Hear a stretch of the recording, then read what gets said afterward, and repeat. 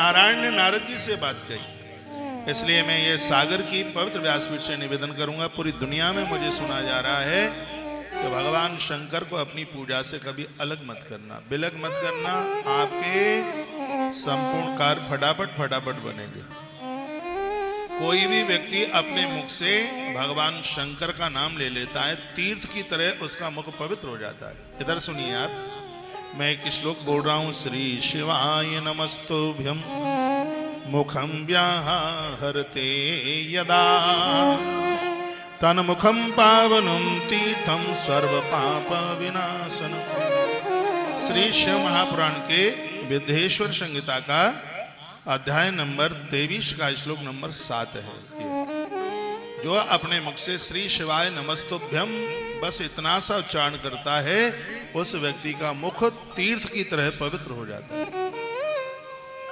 ये गुरु मंत्र नहीं है, आपस में एक दूसरे के व्यवहार में जैसे हम राम राम बोलते हैं, राधे राधे बोलते हैं, उसी प्रकार से एक दूसरे के बीच में भैया श्री शिवाय नमस्तुभ्यम, बस इतना सा बोलने पर श्री शिवाय नमस्तुभ्यम मुखं व्याहरते यदा तन्मुखं पावनं तीर्थं सर्व पाप विनाशनम्। श्री शिव महापुराण विद्येश्वर संहिता अध्याय नंबर 23 और श्लोक नंबर 7। इसमें लिखा है कि यदि किसी व्यक्ति के मुख से श्री शिवाय नमस्तुभ्यम में इतना शब्द निकलता है, उसका मुख तीर्थ की तरह पवित्र होता है। और ऐसे मुख का यदि कोई दर्शन कर ले तो उसे त्रिवेणी नहाने का फल तत्काल प्राप्त हो जाता है। ऐसा बड़ा मेरी लैंग्वेज आपकी समझ में आ रही है, मेरी भाषा है, ब्रज की भाषा समझ लेते होंगे आप। जब खोरई में मेरी भाषा समझ में आ गई तो यहाँ क्यों नहीं आएगी।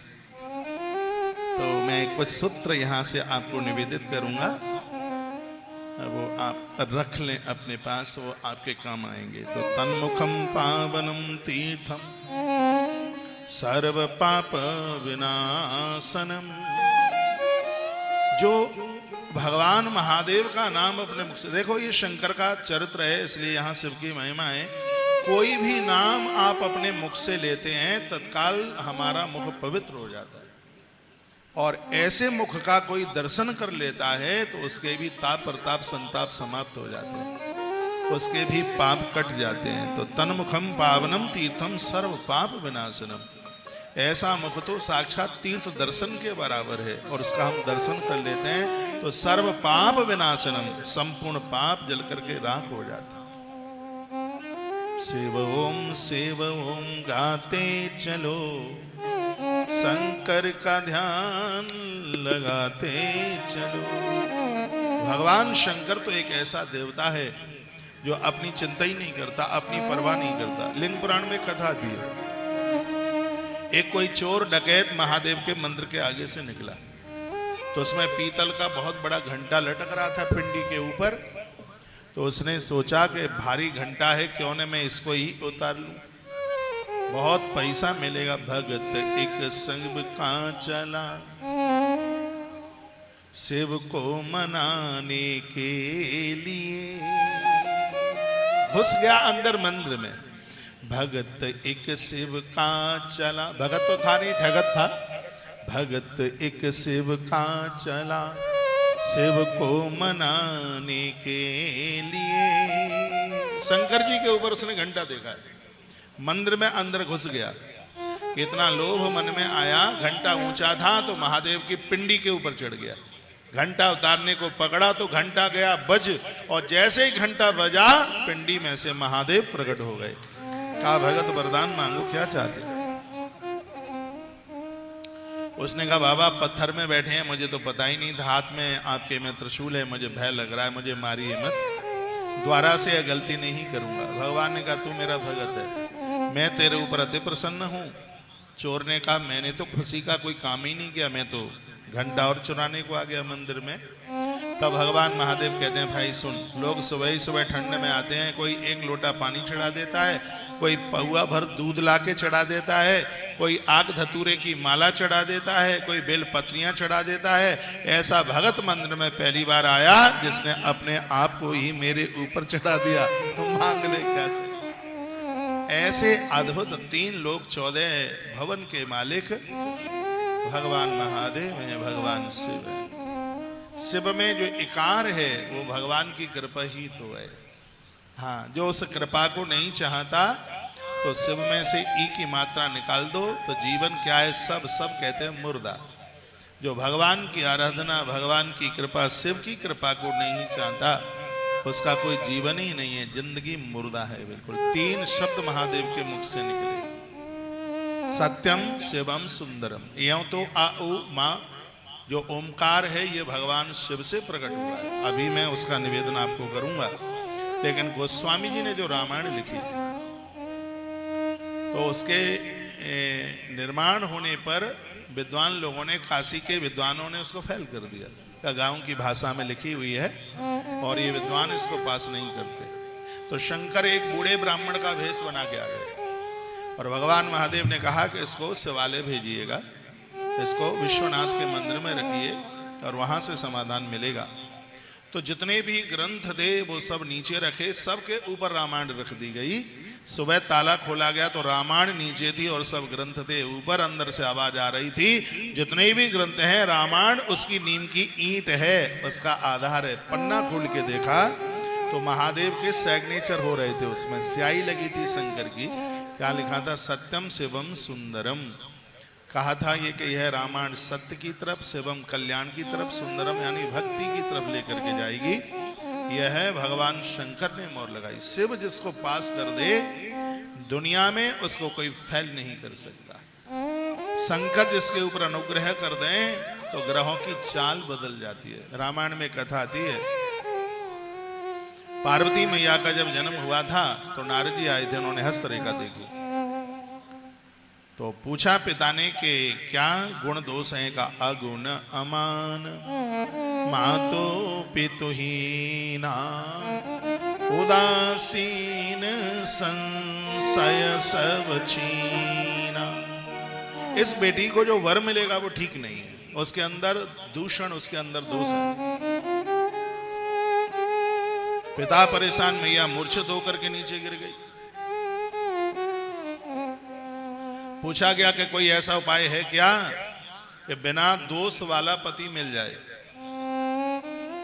तब नारद जी ने एक बात कही, ब्रह्मा ने जो लिखा है उसमें कील ठोकी है महादेव ने उसको बदल दिया है।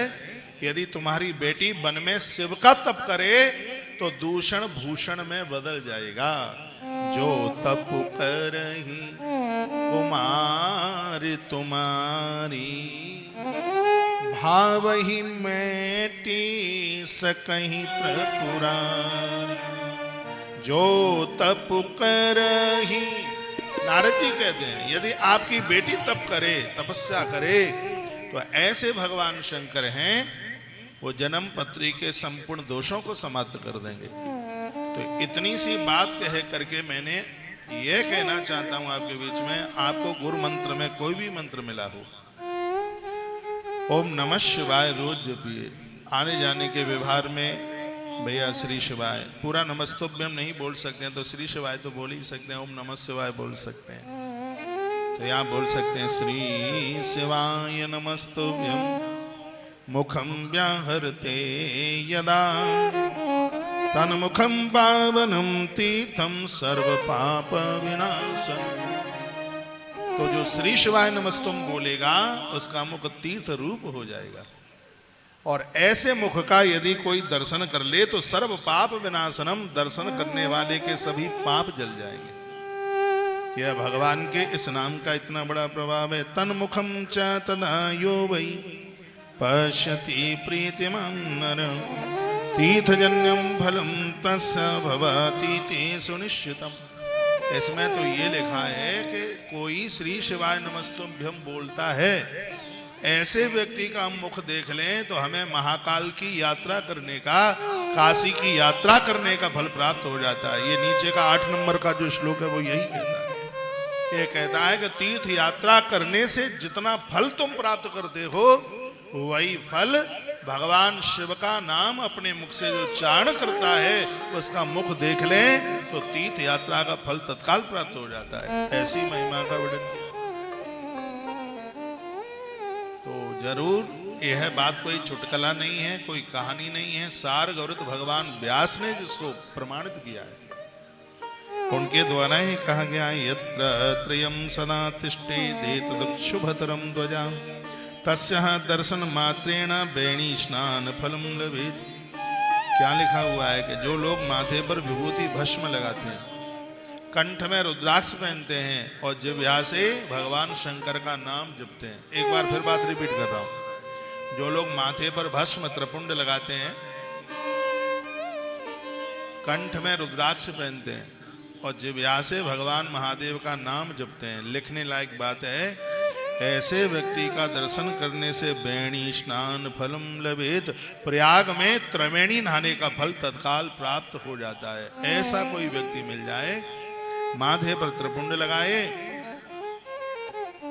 मैं लगाए हूं ना, मैं माथे पर त्रिपुंड लगाए हूं और गले में रुद्राक्ष पहने हूं और जिह्वा से शंकर का नाम ले रहा हूं, तत्काल आपको त्रिवेणी नहाने का फल प्राप्त हो रहा है। इसमें लिखा है। इसमें जब यहां से कथा में से आप जाएं अपने घर, तो घर के लोग या अड़ोसी पड़ोसी आपको ये कहें कि कहां से आए हो, तो कह देना प्रयाग में हम त्रिवेणी नहा के आए। तो वो लोग अचंभित होंगे, कहा भैया 2 बजे तो तुम हमारे ही पास बैठे थे, तुम त्रिवेणी कहां से नहा के आ गए। तो उनको कह देना कि शिव महापुराण के विद्येश्वर संहिता के 23 नंबर के अध्याय के 9 नंबर के श्लोक में ऐसा लिखा है, कोई व्यक्ति माथे पर त्रिपुंड लगाए, गले में रुद्राक्ष की माला पहने और मुख से शिव नाम का उच्चारण कर रहा हो, तो उसका दर्शन करते ही, उसका मुंह देखते ही प्रयाग में त्रिवेणी नहाने का फल प्राप्त हो जाता है। बोल देना, वृंदावन से कौशिक महाराज आया और उसने व्यासपीठ पर बैठ करके बात कही, उनके माथे पर त्रिपुंड लगा था, गले में रुद्राक्ष पहने थे और शिव का नाम ले रहे थे, तो उन्होंने कहा कि तुमने हमारा मुंह देख लिया है तो तुम त्रिवेणी नहा करके आ गए हो। ये मेरी महिमा नहीं है, आप में से कोई भी हो, कोई भी आप में, पूरे परिसर में जितने बैठे हैं, माथे पर है त्रिपुंड, कंठ में है रुद्राक्ष और जिह्वा पर है महादेव का नाम, ऐसे स्त्री पुरुष का दर्शन करने मात्र से श्री प्रयाग में त्रिवेणी स्नान करने का फल प्राप्त हो जाता है। लिखा है, मैं तो प्रमाण के साथ बात कर रहा हूं। इसमें विद्येश्वरी संहिता अध्याय नंबर 23 श्लोक नंबर 9, इसमें लिखा है कि यत्र त्रयं सदा तिष्ठेत् तक्षुभतरं ध्वजा तस्य दर्शन मात्रेण वेणी स्नान फलम लभे। त्रिवेणी स्नान फलम लभे, तो उन्हें त्रिवेणी नहाने का फल प्राप्त हो जाता है। चंदन रोज लगाया करो, चंदन का बड़ा महत्व पद्म पुराण में है। एक श्लोक बोल रहा हूं, चंदनम महत् पुण्यम सर्व पाप प्रणाशनम आपदामपहर्तारम लक्ष्मी तिष्ठति सर्वदा। जो चंदन से भगवान को स्नान कराएंगे, चंदन से भगवान को स्नान कराते हैं, उसको करोद्वर्त स्नान कहते हैं। भगवान को चंदन से स्नान कराइए। अभी गर्मी का समय चल रहा है, आम के रस से भगवान का स्नान कराया जाता है, भस्म से भगवान का स्नान कराया जाता है, उसी प्रकार से चंदन से भगवान का स्नान कराया जाता है। रात्रि को समी पत्र पानी में गंगा जल में छोड़ दिए जाते हैं और सुबह उस जल के द्वारा भगवान शिव का स्नान कराया जाता है। इसका परिणाम यह है कि आपके घर पर किसी का जादू टोना टोटका अलाय भला ये सब चीजें रहेंगी नहीं, घर का वास्तु दोष भी समाप्त हो जाता है। रात्रि को गंगा जल में समी के पत्ते डालिएगा, फिर उस जल से महादेव को स्नान कराइए। किसी भी प्रकार का जादू टोना टोटका किसी का चल ही नहीं सकता। समी पत्रियों की इतनी बड़ी महिमा है। आपने कोई नया मकान बनाया, आपने दुकान बनाई है और उसका गृह प्रवेश करने को आप जा रहे हैं, तो समी की लकड़ियों से आप वहां हवन कीजिए, यज्ञ कीजिए। उस घर में किसी भी प्रकार का वास्तु दोष नहीं रह सकता। जो घर मत्स्य पुराण में वर्णन है, जो घर गौमुखी है वो रहने के लिए बहुत ज्यादा बढ़िया है। कारोबार सिंह मुखी है वो व्यापार के लिए ज्यादा बढ़िया है।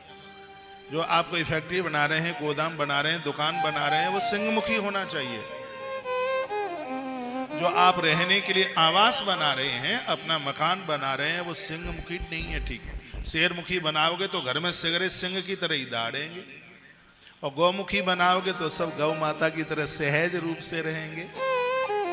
तो ये सिंहमुखी और गौमुखी, इसको कैसे समझा जाएगा?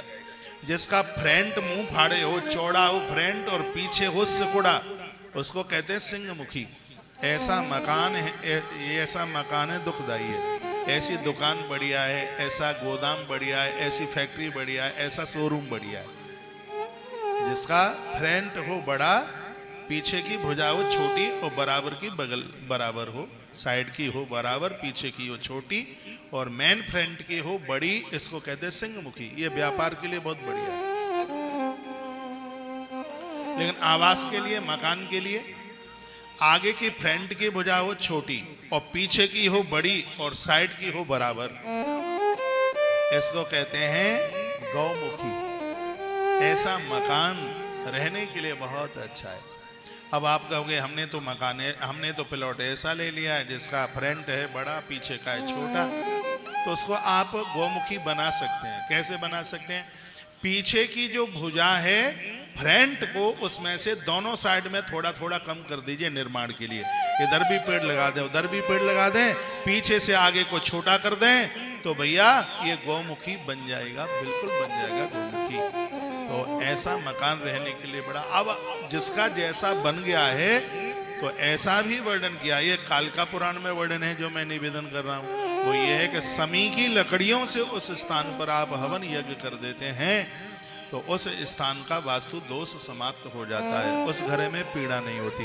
कभी कभी लोग बाहर बड़े ठीक रहते हैं लेकिन घर में आते ही बीमार हो जाते हैं, घर में आते ही लड़ाइयाँ झगड़ा सब शुरू हो जाता है। आप बच्चों को देखेंगे बाहर सबसे इतने मिलजुल करके रहते हैं, पति बाहर इतने बढ़िया तरह से रहता है, घर में आता है तो ऐसा लगता है बच्चे मम्मी के पास कहते हैं मम्मी यमराज आया, वो इतना लड़ाकू इतना झगड़ालू, और ऐसा बिल्कुल ये बिल्कुल हो जाता है ऐसा।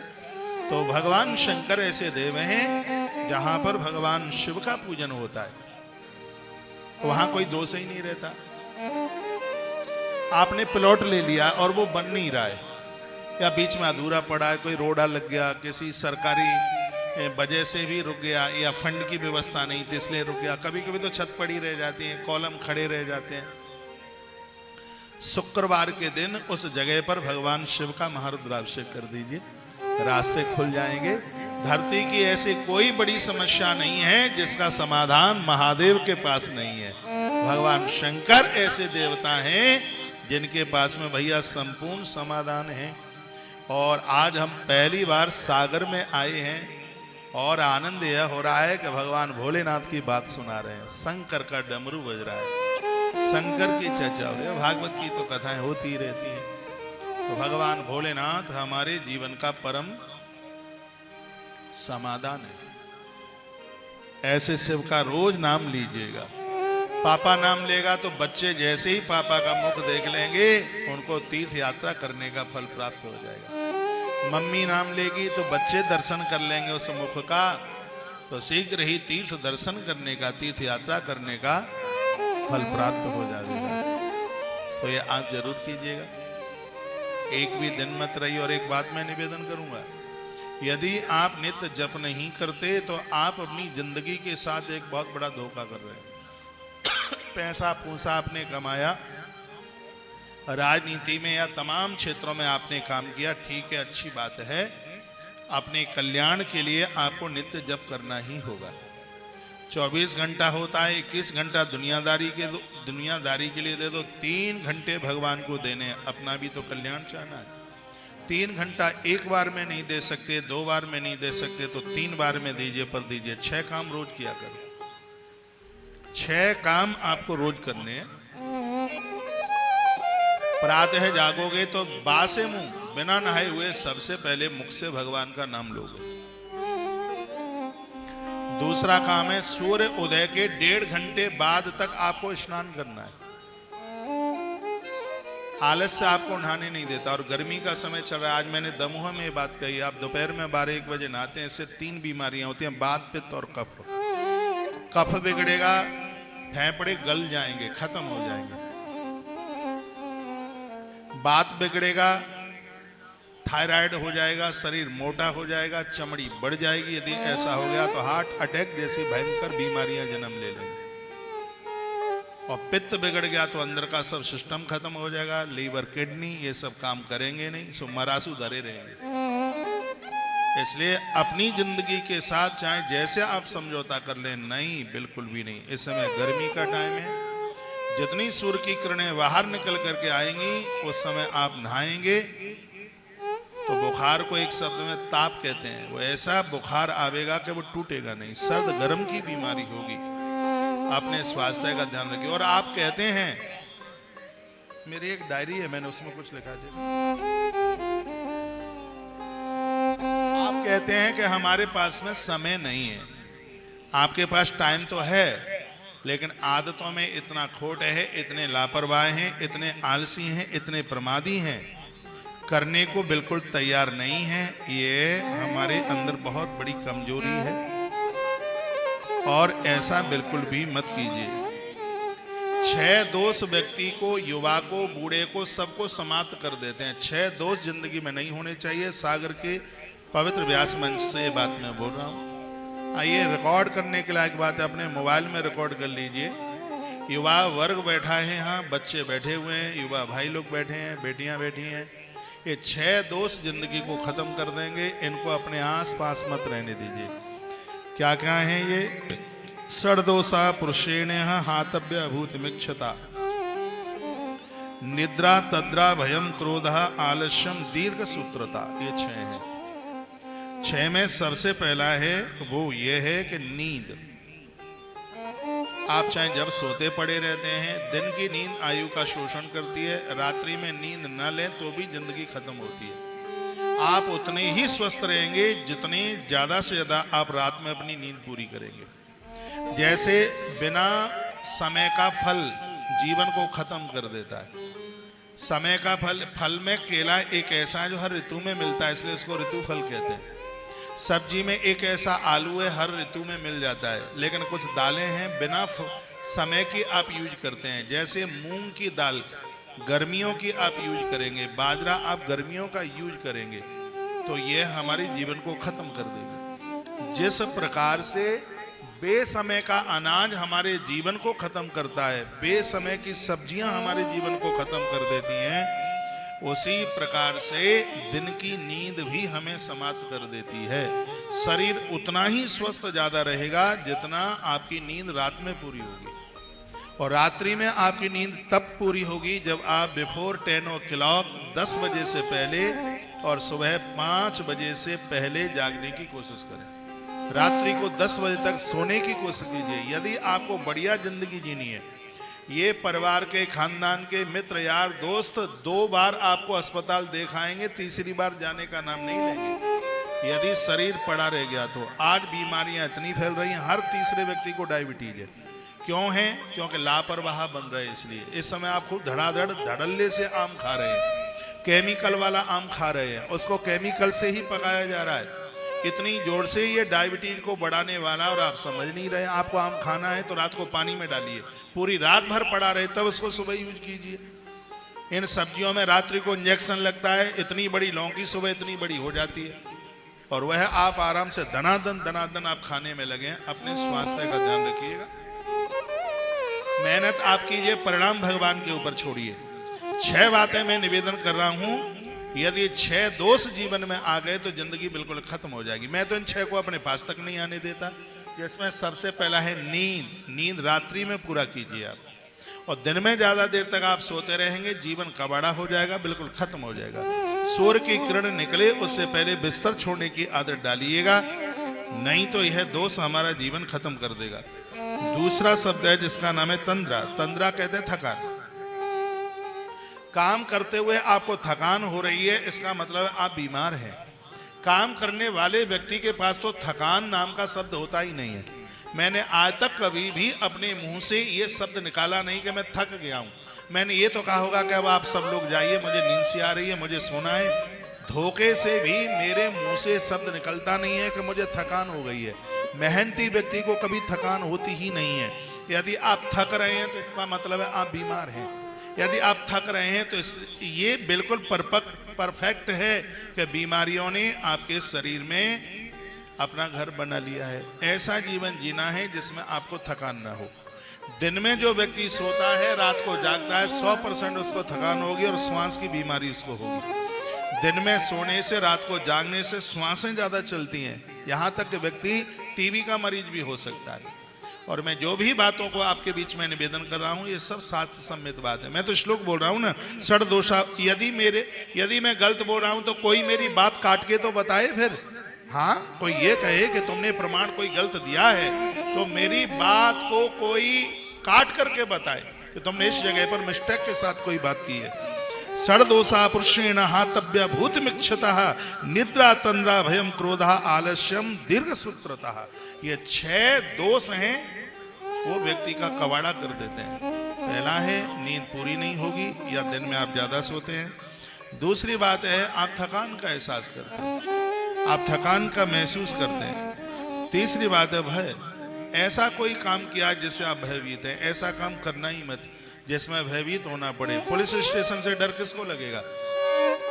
जिसने अपराध किया है। हमारे और आप जैसे लोगों को पुलिस का भय नहीं लगता, वो तो हमारे मित्र की तरह, वो अपने परिवार की तरह, क्योंकि हमने कोई गलत काम नहीं किया है। वो व्यक्ति समाप्त हो जाएगा जिसके जीवन में कोई न कोई भय, चाहे चोरी का भय हो, चाहे टैक्स का भय हो, चाहे बिजली की चोरी का भय हो, और चाहे कुकर्मों का भय हो। भय तो भय ही है। जो कुकर्म कर बैठेंगे क्या वो निर्भय होकर के रह सकेंगे? जिंदगी बढ़िया उसी की है जो निर्भय होकर के विचरण करता है। ऐसा कोई जिंदगी में काम मत करना, समाज में लज्जित होना पड़े और भयभीत होकर के जीना पड़े। ऐसा चाहे आप स्त्री हो चाहे आप पुरुष हो, उस व्यक्ति की भी जिंदगी खत्म है जो भयभीत होकर के जीवन जी रहा है। भय काय बात का है? भय हमें क्यों होगा? हमने कोई गलत काम ही नहीं किया है, तो फिर भय किस बात का है? ऐसा जीवन जीना जिसमें हम निर्भय हो जाएं।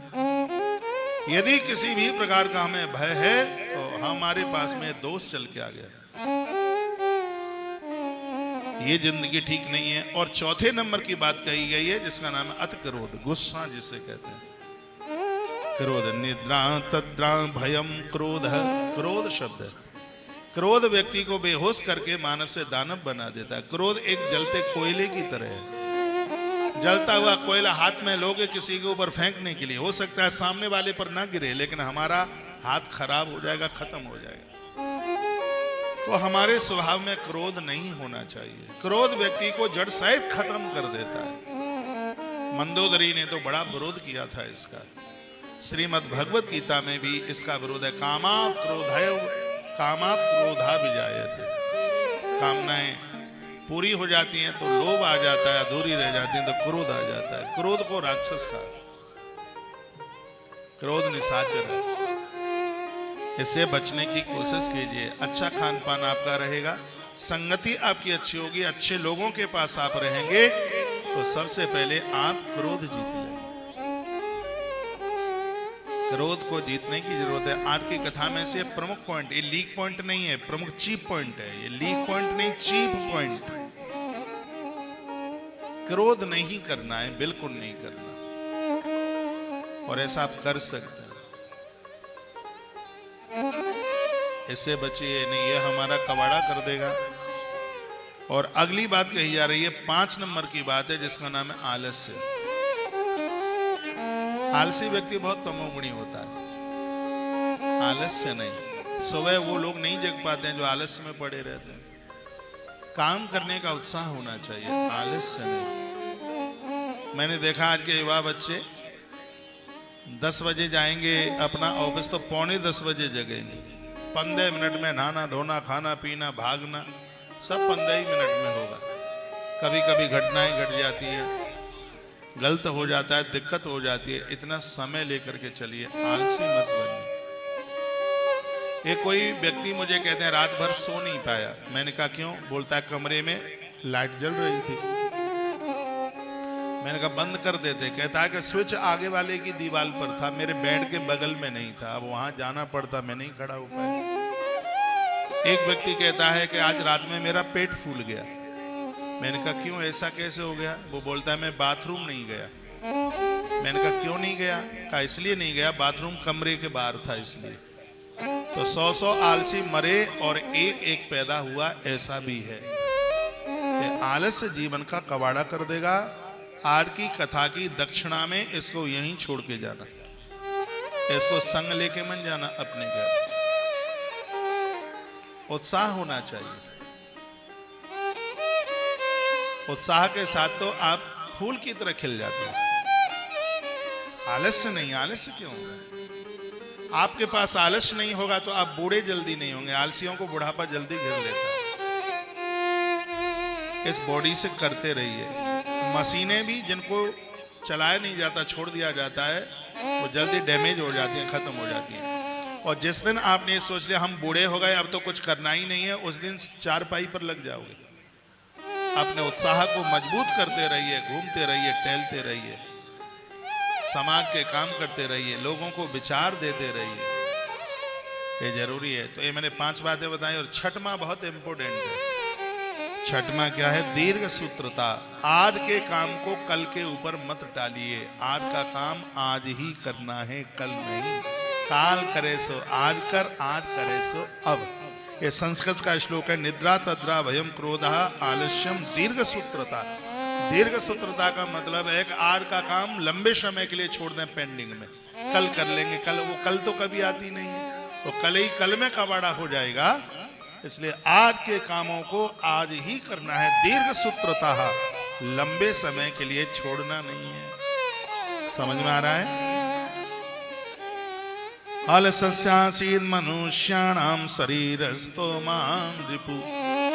आलस्य को तो मनुष्य का बहुत बड़ा रिपु यानी शत्रु माना गया है। तो ये 6 सूत्र यहाँ व्यासपीठ से निवेदित किए जा रहे हैं। इनको अपने पास में रहने नहीं देना है बिल्कुल भी। आइए मैं वही प्रसंग में आपको लेके आ रहा हूँ जहाँ पर मैं चर्चा कर रहा था कि तस्य दर्शन मात्रेण वेणी स्नान फलम लभे। ऐसे महापुरुष जो भजनानंदी हैं, कभी किसी का अपकार नहीं करते, कभी किसी का बुरा नहीं करते, समाज सेवा में लगे हुए हैं। ऐसे लोगों का मुख हम देख लें। सिंह महापुराण कहती है कि हरि और हर का दर्शन करने का फल प्राप्त हो जाता है। ऐसे लोग जो परहित परमार्थ के लिए आए। परहित बस जिन के मन माही, परहित बस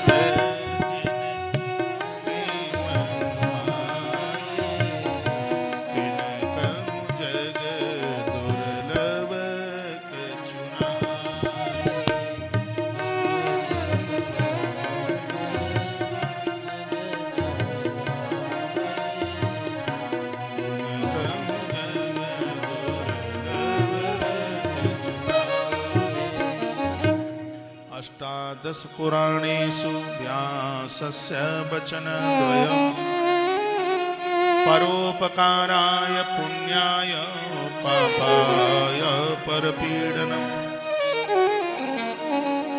भगवान व्यास ने 18 पुराण बहुत कुछ लिखा। सभी पुराणों का सार 2 शब्दों में लिखा हुआ।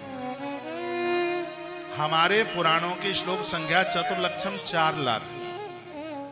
हमारे 18 पुराणों में श्लोकों की संख्या है 4 लाख। सबसे ज्यादा स्कंद पुराण में 81,100, पद्म पुराण में है 55,000, ब्रह्म पुराण में है 35,000, श्रीमद् भागवत महापुराण में 18,000, श्री शिव महापुराण में है 24,000। मैंने तो इतनी कथाएं कर दी हैं तो सब पानी की तरह कंठस्थ है। सभी पुराणों की श्लोक संख्या है 4 लाख। तो 4 लाख मंत्रों का सार 2 शब्द में भगवान व्यास ने लिखा। क्या है 4 लाख मंत्रों का सार 2 शब्दों में? क्या है? अष्टादश पुराणेषु व्यासस्य वचनद्वयम् परोपकाराय पुण्याय पापाय परपीडनम्। वो कहते हैं परहित परमार्थ के समान पुण्य नहीं है, और किसी को परेशान करना, किसी को तृषित करना, किसी को कष्ट देना, इससे बड़ा पाप नहीं। तो हमसे कोई दुखी न हो। दुर्बल को न सताइए, जाकी मोटी हाय, मोई खाल की चाम सो लोभ भस्म हो जाए। यहाँ पर सजग समझदार लोग बैठे हैं, तो मैं उनको बड़ा आग्रह पूर्वक निवेदन करूंगा, आप ब्याज ले रही है बुरा नहीं है, लेकिन उल्टा पुल्टा ब्याज ले रहे हैं, ये दर पीढ़ी को समाप्त कर देगा। आज लोगों को अपराधों से भय नहीं है, बच्चों को करोड़पति बनाना चाहते हैं। हमारे गांवों की कहावत है, बूढ़ो मरे चाहे जवान, हमें हत्या सो काम, पैसा आना चाहिए कैसे भी आए। आज लोग ऐसे पैसा के पीछे पड़ गए हैं जैसे बाबा तुलसी हनुमान जी के पीछे पड़ गए थे। ऐसे पैसा पैसा पैसा पैसा पैसा पैसा हो कैसे, जैसे साग में नमक हो वैसे। सब्जी में नमक ज्यादा डाल दोगे तो वो बेस्वाद हो जाएगी, जिंदगी में धन भी ज्यादा हो जाएगा तो जिंदगी बेस्वाद हो जाएगी। कैसे हो जाएगी सुन लो। आप स्त्री हैं, आप पत्नी हैं, नौकरी है, क्यों इतना पैसा आवे, नौकरी फिर अलग से भी टाइम, तो इसमें बच्चों को टाइम नहीं दे पाओगे, तुम पति को टाइम नहीं दे पाओगे। आप पुरुष हैं, आप पति हैं, तो ना आप पत्नी को समय दे पाओगे, ना बच्चों को समय दे पाओगे, ना रिश्तेदारों को समय दे पाओगे, ना कुटुंब खानदान को समय दे पाओगे। और वो परिवार बिखर जाते हैं जिनके पास में अपनी फैमिली के लिए टाइम नहीं है। दिन रात को मिलाकर के 24 घंटा होता है। 24 घंटे का एक इंडेक्स बनाइए, 6-6 घंटे में 4 जगह बांट दीजिए उसको।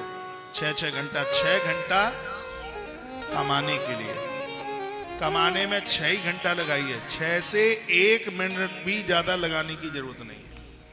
6 घंटा आप 6 घंटे में नहीं कमा सकते, आप 72 घंटे में भी नहीं कमा पाएंगे। 6 घंटा अर्थ के लिए, 6 घंटा परिवार, पूरे साल में 6 घंटे का एवरेज, रिश्तेदारी परिवार ये सब 6 घंटे का एवरेज लग जाए, ठीक है। और 6 घंटा धर्म, पूजा पाठ, तीर्थ यात्रा, उत्सव, कथा इत्यादि पूरे साल का आंकड़ा निकाला जाए तो पर डे 6 घंटा का उसका एवरेज आ जाए। और चौथा चरण है 6 घंटा पूरे साल में पर डे नींद लेने का 6 घंटे का एवरेज आ जाए, ये मृत्यु लोक आपके लिए स्वर्ग बन जाएगा, वैभव बन जाएगा। 6 घंटा परिवार के लिए भी 6 घंटे। आप 10-20 मिनट पत्नी के पास बैठ लेते हैं। आप में से बहुत लोग हैं, माता पिता जिंदे हैं तो भी मम्मी पापा के पास बैठ नहीं पाए, भाइयों के पास बैठ नहीं पाए, ससुराल में बैठ नहीं पाए, मित्रों के पास बैठ नहीं पाए। जिंदगी का एक इंडेक्स बनाइए। सब कुछ पैसा ही नहीं होता, जीवन में व्यवहार भी है कोई है। ये लोग आपको बड़ी मुश्किल से मिले हैं। या हमें पूछो, हमने ग्रंथों में पढ़ा, हरिवंश पुराण में, क्या बच्चे ऐसे ही मिल जाते हैं? वो तो किसी ने कह दिया, सुत दारा और लक्ष्मी पापियों के घर होए। ससुपाल जैसा पैसा सबको मिल जाता होगा, लेकिन जनक जैसा पैसा सबको नहीं मिलता। मैं कहूंगा धृतराष्ट्र का दुर्योधन जैसा बेटा सबको मिल जाता होगा, लेकिन मां देवकी का कृष्ण, कौशल्या का राम जैसा पुत्र ये बिना पुण्यों के मिलता नहीं है। ये क्या कोई ऐसे ही मिल जाएगा? आज आपको बच्चे मिले, पत्नी मिले, पति, जब जिंदगी में एक दूसरे दोनों रहते हैं तब एक दूसरे को समझ नहीं पाते, फिर कोई एक चला जाता, फिर रोते आदमी बड़ा बढ़िया था। इनको समय दीजिए। हमारे ग्रंथ कहते हैं पैसा हो ठीक है, पैसा इतना जिससे आपका व्यवहार चलता रहे। साईं इतना दीजिए जामे कुटुंब समाए, मैं भी भूखा ना रहूं। जिनके पास करोड़ों की दौलत है उनके यहां से लोग भूखे जाते हैं, पानी के लिए भी नहीं पूछा जाता। जिनके पास खूब पैसा है उस घर में पुरुष भूखा जाता है, और ये बहुत बड़ा कुछ संकेत है, घर से कोई भूखा जाए। बच्चे भूखे जाते हैं, पति भूखा जाता है, होटलों की सड़ी सड़ाई खाते रहते हैं। पैसा बड़ा है, रविवार के दिन तो घर में चूल्हा नहीं जलता, बेहतर लोग खून चूस लेते हैं जिनके घर में चूल्हा नहीं जलता था। तो ऐसी गलतियां मत कीजिए। जीवन का एक इंडेक्स बनाइए, समय दीजिए, आनंद हो जाए। घर से आप जाते हैं, लड़के बन जाइए। मैं एक बड़ी अच्छी बात आपके बीच में बोल रहा हूं, वो बात यह है, जैसे मंदिर में आप जाते हैं, प्रसन्न होके जाते हैं। मंदिर में आप मुक्ति के लिए नहीं जाते, मुझे पता है। मंदिर में जाते ही विमान ऊपर से आ जाए, जय विजय आ जाए नारायण के पार्षद, और जैसे आदमी मंदिर से निकले और उसी समय उसको पकड़ लिया जाए। वो कहे क्या कर रहे हो? कहा तुमने मंदिर का दर्शन किया है तो आपको इतना फल मिल गया है कि अब लड़का बच्चों से छुट्टी होगी, अब तुम ऊपर जाओगे। मंदिर से निकलते ही एक दो को ऊपर ले जाया जाए तो पूरे देश के मंदिरों में ताला डल जाएगा, कोई मंदिर जाएगा ही नहीं, क्योंकि वो घर छोड़ना ही नहीं चाहता। इसलिए तो लोगों को मुक्ति की जरूरत नहीं है, मंदिर में लोग पैसा मांगने के लिए जाते हैं कि सुख संपत्ति घर आवे, कष्ट मिटे तन का, कष्ट मिटे तन का, सुख संपत्ति घर आवे, सुख संपत्ति घर आवे, कष्ट मिटे तन का। ओम जय जगदीश हरे, ओम जय जगदीश हरे। श्री राधे। हेलो,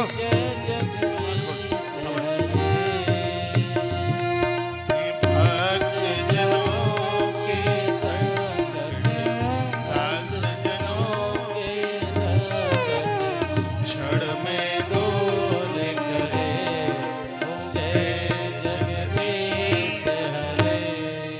वो तो मंदिर में जाता है तो भगवान से पैसा मांगता है, बस इतनी सी बात मैं कह रहा हूं। मंदिर का भगवान तुम्हें पैसा देता है तो तुम्हारी नौकरी या तुम्हारा कारोबार भी तुमको पैसा देता है। जिस प्रसन्नता से मंदिर जाते हो उतनी ही प्रसन्नता से आप अपने काम पर जाइए तो आपका कर्म तुम्हारी पूजा बन जाएगा, आराधना बन जाएगी। ऐसा कुछ किया जाए, ऐसा जीवन जिया जाए तो ऐसी जिंदगी जीने में बहुत आनंद है। तो ऐसा जीवन जिए कि हमसे किसी का अशुभ ना हो, हमसे सबका शुभ हो। हमसे किसी का अशुभ ना हो, हमसे किसी का बुरा ना हो। हमसे लोग उजड़ने नहीं चाहिए, हमसे लोग बसने चाहिए। बहुत लोगों ने लोगों को उजाड़ दिया और बहुत आप में ऐसे लोग बैठे होंगे जिनके पुरखों ने गरीबों को जमीन दे दी, उनको बसा दिया, उनको जगह दे दी, जिसको स्थान दे दिया। तो वो तो भगवान की तरह, वो देवताओं की तरह। तो तदर्शनम यथा बेणी नोवयोरंतरम मनात् एवं यो न विजानाति स पापिष्टो न संशय। जो कभी भगवान का नाम नहीं लेते, कभी अच्छे कर्म नहीं करते, लोगों के सहयोग नहीं बनते, परहित परोपकारी नहीं बनते, ऐसे लोगों का मुंह देखने से पुण्य क्षीण हो जाते हैं। अच्छे लोगों का मुंह देखने से त्रिवेणी नहाने का फल मिलता है, तो घटिया लोगों का मुंह देखने से भैया हमारे पुण्य भी क्षीण होते हैं। महात्मा चाणक्य ने बड़ी अच्छी बात कही चाणक्य नीति में, अध्याय नंबर 7। हाँ, बड़ी अच्छी बात वो बोले हैं। वो कहते हैं सकटम पंच हस्तेन 10 हस्तेन वाजिनाम हस्ती सत हस्तेन देश त्यागेन दुर्जनम। इस श्लोक का अर्थ है बैल से 5 हाथ दूर रहो, घोड़े से 10 हाथ दूर रहो, हाथी से 100 हाथ दूर रहो। जो घटिया किस्म के लोग हैं, यदि पड़ोस में बसते हैं तो मकान बेचकर दूसरी जगह चले जाओ, उस मोहल्ले में गली में मत रहो बिल्कुल। ऐसे लोगों का संग करना ही नहीं। ऐसे घटिया लोग जो पाप कर्म करने के लिए जन्मे, व्यभिचारिणी स्त्री के पास मत रहना, व्यभिचारी पुरुष के पास नहीं रहना। आपको मालूम है हमारे ग्रंथ कहते हैं कि पति बहुत पूज्य है, वंदनीय है, बुरा ना लगे। पति बिगड़ा है, चरित्रहीन है, उसके पास चरित्र नहीं है, कुकर्मी है, गैर स्त्रियों का संग करता है, नारी को ऐसे पति को छोड़ने में किसी भी प्रकार का पाप नहीं लगता। ये हमारे ग्रंथों में लिखा है। स्त्री कुकर्मी है, पति की बात मानती नहीं है, चाहे जहां चाहे जैसे घूमे, बच्चों के ऊपर ध्यान नहीं, उठा करके कंडिया उठा करके चल पड़े। चाहे जिस पुरुष से बात करें, नारी का आदर करना पुण्यों को बढ़ाता है, लेकिन ऐसी घटिया किस्म की नारी, उसको त्याग करने में किसी भी प्रकार का अपराध नहीं लगता, किसी भी प्रकार का पाप नहीं लगता। गुरु बहुत पूज्य है, गुरु भगवान के रूप में माना गया, लेकिन गुरु कुकर्मी है, गुरु चरित्रहीन है। मैं सागर की व्यासपीठ से निवेदन कर रहा हूं, ऐसे गुरु को त्यागने में 1% भी अपराध नहीं लगता, पाप नहीं लगता। गुरु हमें ईश्वर से जोड़ने के लिए होता है। गुरु इस धरातल का वो ज्ञान है जिसको प्राप्त करके शिष्य अजर अमर हो जाता है। गुरु की परिभाषा से पुराण में है, जो शिष्य का गौरव बढ़ा दे उसे गुरु कहते हैं, और जो गुरु के अनुशासन में रहे उसे शिष्य कहते हैं। शिव पुराण में वर्णन है। तो शिष्यों को गुरुदेव के अनुशासन में रहना चाहिए, और गुरुओं को ऐसा जीवन जीना चाहिए जिसकी वजह से उनके शिष्यों का गौरव बढ़े। आज मेरे पास में कुछ भक्त लोग बैठे थे, मिश्रा जी थे, चौबे जी थे, दुबे जी थे। हम पूज्य दद्दा जी की बात कुछ कर रहे थे, जिन्होंने लोगों को मिट्टी के शिवलिंग के बारे में बताया। ये चीजें तो अनादिकाल से थी, लेकिन लोगों को पता ही नहीं था। उन्होंने ऐसे ऐसे सूत्र उखाड़ करके लोगों के सामने ला करके परोस दिए, और उनका यह कार्यक्रम देख करके मैं उनसे लाभान्वित हुआ। मैंने उनका एक संस्कार टीवी पर कार्यक्रम देखा था, और व्यक्ति वही काम करे जिसके करने की छाप लोगों के ऊपर पड़े। उनको देखकर, दद्दाजी को देखकर के हमने भी मध्य प्रदेश के बालाघाट जिले में, शहर बालाघाट में बहुत बड़ा आयोजन किया। और आप सत्य मानिए, मैं आपको प्रसन्न करने के लिए बात नहीं बोल रहा हूँ, और ना मुझसे चापलूसी वाली कोई बात आती है। 11 दिन का कार्यक्रम था। हर रोज हमने दद्दाजी का स्मरण करके शिवलिंगों का निर्माण कराया। 11.25 करोड़ शिवलिंग बनाने का संकल्प था। 12 करोड़ 85 लाख बने। 12 करोड़ 85 लाख शिवलिंग बने। शिवरात्रि पड़ी थी, एक ही दिन में 3.5 करोड़ शिवलिंग एक ही दिन में बन गए। ये उनसे सीखा हमने। गुरुजन एक ऐसा, आप बड़े भाग्यशाली हैं, दद्दा मंडल के भक्त लोग यहाँ पर बैठे हैं। ये बड़ा भाग्य है, बड़ी मुश्किल से अच्छा गुरु मिलता है। और याद रखना, गुरु का शरीर छूटता है, गुरु की आत्मा नहीं। गुरु प्याऊ की तरह है, गुरु अग्नि की तरह है, गुरु आकाश की तरह है, गुरु धरती की तरह है। जैसे आकाश समाप्त नहीं होता, अग्नि समाप्त नहीं होती, धरती समाप्त नहीं होती, उसी प्रकार से गुरु की सत्ता भी कभी समाप्त नहीं होती। गुरु किसी न किसी रूप से अपने शिष्य के साथ होता है। गुरु की कृपा का अनुभव किया जाता है। यदि किसी महात्मा की कोई बात आपको अच्छी लग जाए पंडाल में, तो हृदय से भावना ये होनी चाहिए कि इनके होठों पर बैठकर हमारे गुरुजी हमारे प्रश्न का समाधान कर गए हैं। ये भावना होनी चाहिए। पूज्य स्वामी विवेकानंद जी महाराज जी भारत भ्रमण में निकले। कुछ समय पहले परमहंस जी दुनिया छोड़ के चले गए थे, तो बड़े दुखी थे। स्वामी विवेकानंद जी पूरे भारत भ्रमण के लिए वो निकले। यूपी में एक जगह पड़ती है शाहजहांपुर, तो वो किसी परिसर में बैठे, तो किसी साधु की बात उनके गले उतर आई। उन्हें बहुत अच्छा लगा। रात्रि को जैसे ही वो सो रहे थे, तो आधी रात्रि को परमहंस कुटिया में प्रकट हो गए। शरीर तो छूट गया था उनका, वो प्रकट हो गए कुटिया में, और उन्होंने ये बात कही थी, कहा विवेक सुन, यदि किसी महात्मा की कोई वाणी तुझे आत्मसात कर दे, तुझे अच्छी लगे, तो समझ लेना कि उस साधु के होठ पर बैठकर तेरा गुरु परमहंस ही उस बात का समाधान कर रहा है। ये परमहंस जी ने, रामकृष्ण परमहंस जी ने बात की।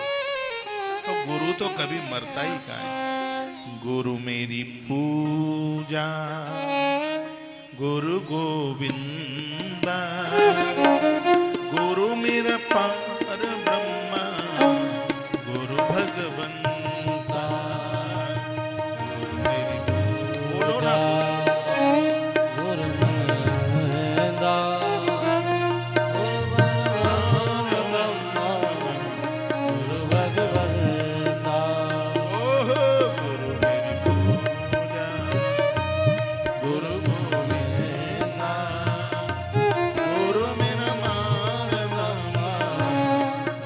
भगवंता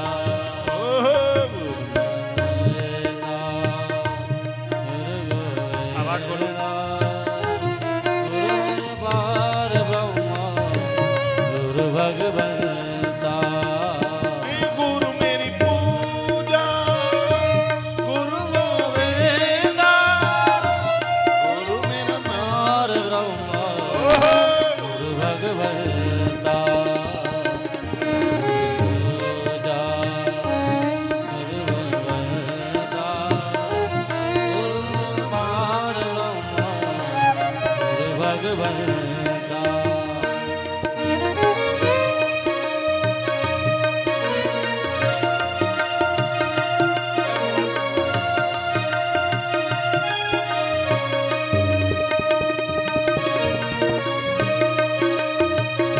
ताली बजाते रहिए।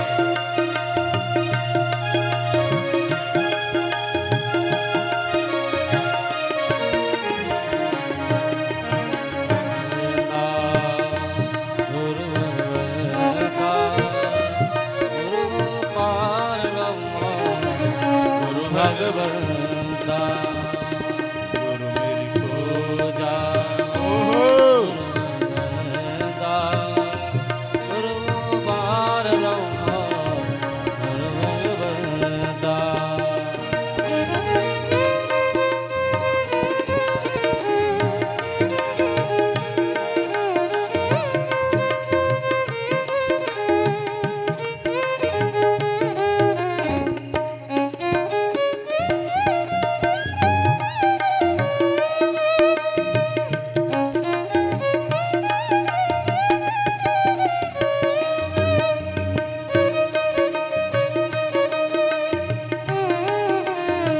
हरि बोल।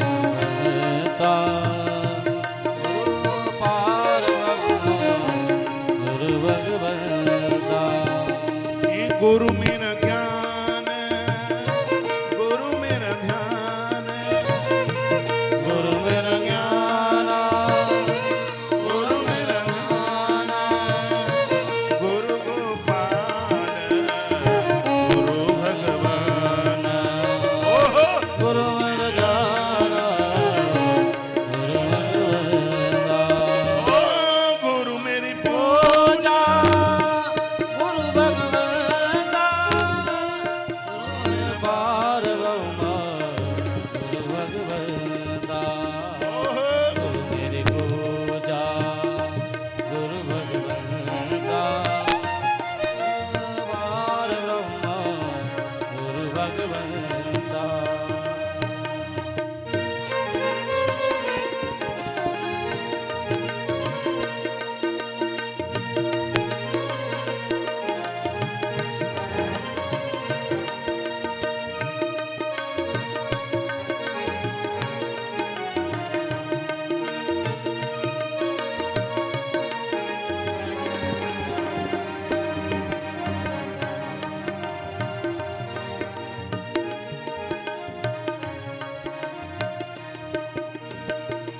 गुरु की शरण रहूं कर जोरे गुरु की शरण रहूं कर जोरे गुरु बिन मैं नहीं गुरु नहीं ओह गुरु मेरी पूजा गुरु गोविंदा मेरी पूजा गुरु भगवंता गुरु पार ब्रह्मा गुरु भगवंता एक बार दोनों हाथ पूजा गुरु भगवंता गुरु पार ब्रह्मा गुरु भगवंता ओह गुरु मेरी पूजा गुरु भगवंता गुरु पार ब्रह्मा गुरु भगवंता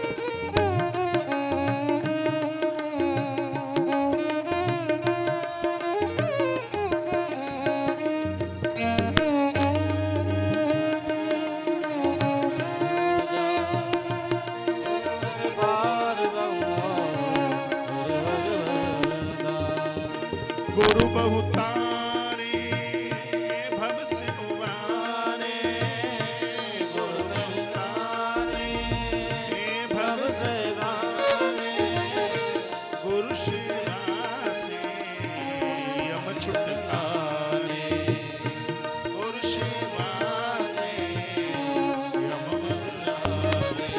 हे गुरु मेरी पूजा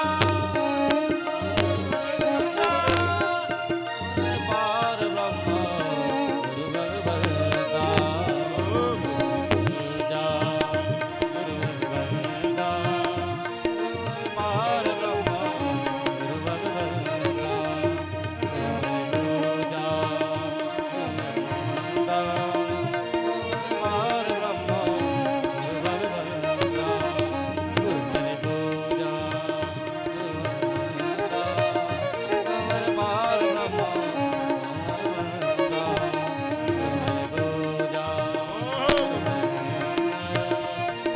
पार ब्रह्म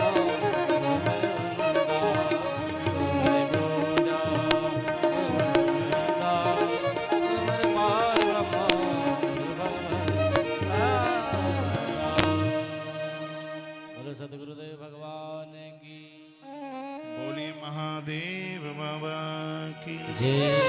विभूतर्यस्सनो भालेनांगे रुद्राक्ष धारणम्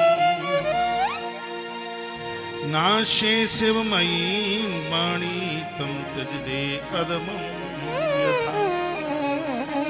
माथे पर भस्म लगा करके त्रिपुंड लगाकर कंठ में रुद्राक्ष पहनकर भगवान शिव की पूजा की जाती है तो वह पूजा करोड़ों गुना फलदायी हो जाती है। बहुत ध्यान से सुनिएगा। माथे पर भस्म त्रिपुंड लगाकर कंठ में रुद्राक्ष धारण करते हुए और जिह्वा से भगवान महादेव के नाम का जप करते हुए या किसी गुरुमंत्र का जप करते हुए और आप भगवान को नहलाते धुलाते हैं, पूजा पाठ करते हैं तो उस पूजा का लाख गुना नहीं, शिव पुराण में वर्णन है करोड़ों गुना उसका फल ज्यादा हो जाता है। इसलिए जीवन में महापुरुष की आवश्यकता हो जाती है, संत जनों की आवश्यकता हो जाती है। ये तो मंत्र कहीं भी लिखे मिल जाते हैं, किताबों में लिखे मिल जाते हैं, लेकिन वो मंत्र ऐसे प्रभावी नहीं होते जैसे बंदूक का कारतूस। जानते हैं आप बंदूक का कारतूस देखा है? यूपी वाले बैठे होंगे तो जरूर देखा होगा। बंदूक वहां इतना शौक है, लोग कंधे पर बंदूक रख रख के आज भी चलते हैं वहां। तो बंदूक का जो कारतूस है, गोली है, उस पर आप पत्थर मारिए, प्रहार कीजिए, वह अपना प्रभाव नहीं दिखाती। कुछ श्रोता आ रहे हैं, जगह मिल नहीं रही है, कार्यकर्ता लोग उनको व्यवस्थित करें, उन्हें बैठाएं। कहीं जगह नहीं मिले, मेरी नाक के सामने गैलरी पड़ी है, इसमें बिठाना शुरू कर दें। दो चीजों का आनंद धरती पर बैठ करके, एक भोजन और एक भजन। ये दीदियां आ रही हैं, कोई बात नहीं, यहां से बैठेंगे, आगे से आगे आ जाओ, यहां जाओ, आगे बालकनी में आ जाओ, यहां आ जाओ, आगे से आ जाओ। वैसे उस कोने में भी मुझे कुछ चेयर खाली सी दिखी है उधर, हाँ वहां बैठा दो।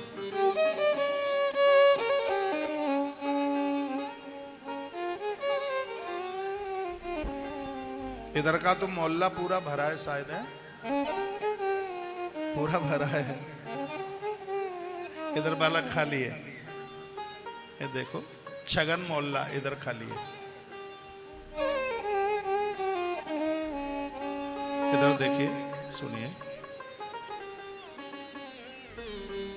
बड़ी सुंदर बात ये मुझे लगी है, इसमें लिखा है तिलक लगाकर, कंठी माला पहनकर, भगवत नाम जप करके अब जो भी पूजा पाठ सत्कर्म करते हैं उसका करोड़ों गुना फल हो जाता है। पूजा के बिना कुछ भी नहीं है, व्यर्थ है। देह धरे कर यह फल भाई, भजिए राम सब काम ब्याई। रामायण की छपाई। मनुष्य शरीर धारण करने का फल यह है, परिवार से भी थोड़ा बाहर निकलकर दीन दुखियारे गरीब जनों के लिए कीजिए। वृक्ष इसलिए अच्छे हैं क्योंकि वृक्ष अपने वृक्षों के लिए नहीं जीते, वृक्ष दूसरों के लिए जीते। वृक्ष कबो नहीं फल वके नदी न संचय नीर, परमार्थ के कार्य साधु न धरा शरीर। साधु की भी परिभाषा यही है, उसका भी जीवन जिंदगी दूसरों के लिए होती है। तो थोड़ा घर परिवार से थोड़ा बाहर निकल के आइए, थोड़ा समाज के लिए, इस सृष्टि के लिए भी अपनी जिंदगी जीने की कोशिश कीजिए। अब मुझे तो पता नहीं है कि सागर में गौशाला है कि नहीं है, 10, 20, 50 गैया वाली है कि बड़ी गौशाला है। संभ्रांत नगरी है। मैं अभी यहाँ कथा की तरफ आ रहा था तो मैं श्री दुबे जी को बोला कि सागर तो बड़ा सुंदर लग रहा है, भोपाल जैसा लग रहा है बिल्कुल, इतनी सुंदर सुंदर इमारतें। मैंने बहुत समय पहले सागर देखा, तो तब के सागर में और आज के सागर में तो बड़ा अंतर हो गया है, बड़ा डेवलपमेंट हुआ है यहाँ। हाँ, बड़ा अच्छा हो गया है, सड़कें चौड़ी चौड़ी हो गई हैं, पेड़ भी बहुत हरे भरे दिखाई दे रहे हैं। ये सब तब हुआ है जब आप संभ्रांत हैं। तो आपका जन्मदिन आता है, आपकी शादी की तिथि तारीख आती है, उसको घर में मत मनाइए, होटल में मत मनाइए, फिर गौ सदन जाइए, कोई अनाथालय, वृद्धाश्रम है, गरीबों की कुटियां हैं, ऐसी जगह पर जाइए और अपना जन्मदिन, आशीर्वाद तो वहां से मिलेगा, दुआएं तो वहां से मिलेंगी, ऐसी जगह पर जाइए।